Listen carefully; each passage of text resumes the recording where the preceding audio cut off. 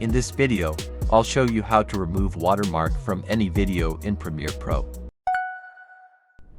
To begin, first ensure you have a stable video with minimal motion similar to the one we are using in this example. This is necessary for the technique to work effectively. Now duplicate the video clip containing the logo watermark by holding down the Alt or Option key and dragging it to a track above the original clip.